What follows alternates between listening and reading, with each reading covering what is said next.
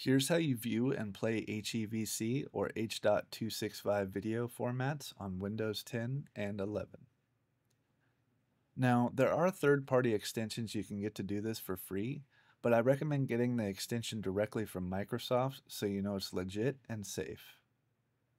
What you'll need to do is click on the Microsoft Store icon and search up HEVC, and you'll find this extension here.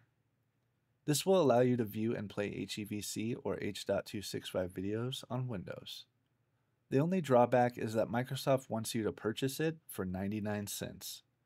That's why it has such a terrible review, because I and other people believe this extension should be included with your Windows operating system for free. But once you buy it and install it, you'll be able to view and watch HEVC or H.265 video formats forever. I hope this video helps, and thank you all for watching. I am ReaperDigital, and I'll catch you all in the next video.